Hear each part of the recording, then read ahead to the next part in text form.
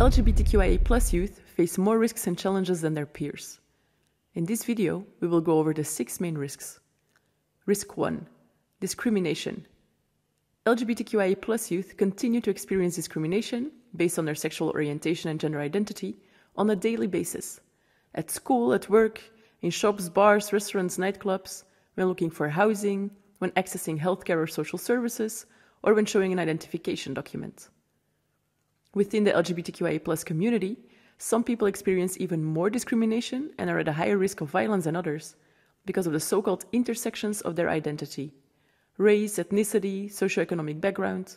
LGBTQIA+ Roma, for example, experience more discrimination than their LGBTQIA+ peers. Being Roma in general already increases the likelihood of being discriminated against.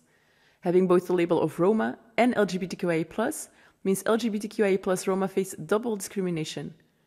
It's not uncommon to see "No Gypsies Please" on LGBTQIA+ dating sites, for example, and conservative Roma families believe homosexuality is wrong. Risk 2. School push-out. In school environments, LGBTQIA+ youth are at an increased risk of being harassed and being bullied. Many LGBTQIA+ youth therefore feel unsafe at school, which interferes with their ability to learn and might even make them decide to stop going to school. In addition, many schools do not work in a gender-inclusive way. Not being addressed with the correct gender pronouns or name, having to fill in gendered forms, going to a gender-binary bathroom. All these experiences and microaggressions pile up throughout the school day and make it challenging for youth identifying as trans or non-binary to be and stay in school. They feel pushed out by the school system. Risk 3. Suicide. Being confronted with homo and/or transphobia in all its forms also increases the risk of suicide attempts. Combined data from 35 studies show that sexual minority youth are more than 3 times as likely to attempt suicide as heterosexual youngsters. Transgender youth run the highest risk of attempting suicide. They are nearly 6 times as likely to attempt suicide as their heterosexual peers. LGBTQIA+ youth who come from families that reject them are more likely to attempt suicide than those who are accepted by their families. Risk 4. Homelessness. Youth who identify as lesbian, gay, bisexual, transgender, queer, or questioning are at much greater risk of becoming homeless than their non-LGBTQIA+ friends and classmates. According to a US study from 2017, the risk for them to become homeless is 120% higher. Family conflict is the most common cause of all youth homelessness. For LGBTQIA+ youth, usually that conflict is about their sexual orientation or gender identity. Some LGBTQIA+ youth are kicked out, others run away from the abuse at home themselves. Other reasons for LGBTQIA+ youth to experience homelessness are aging out of the foster care system and poverty. Most homeless LGBTQIA+ youth end up in shelters or on the streets, where they may suffer from stigmatization and abuse from shelter staff and peers because of their sexual orientation or gender expression. Risk 5. Ending up in the juvenile justice system.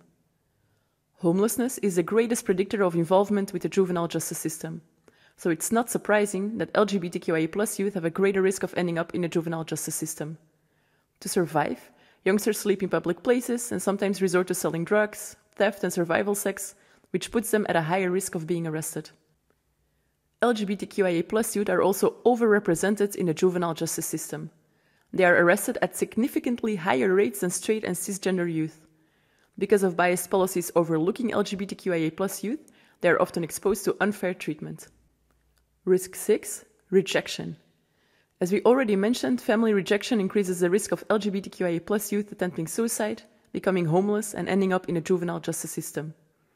Gay and transgender youth who feel a sense of family acceptance report better physical, mental, and educational outcomes. The acceptance of LGBTQIA+ youth in general depends on what country you live in. On this map, you can see the acceptance of homosexuality around the world. Overall, a positive trend of increasing acceptance of homosexuality is noticeable in many countries over the past 2 decades. Despite these increasing acceptance rates, a new study by the Yale School of Public Health indicates that the vast majority of the world's sexual minority population, an estimated 83% of those who identify as lesbian, gay, or bisexual, keep their orientation hidden from all or from most of the people in their lives. Concealing your sexual orientation can lead to significant physical and mental health issues, such as depression and anxiety. Concealment also leads to fewer public visibility, which is necessary in a fight for equal rights, and it can keep sexual minorities away from each other and from adequate public health care.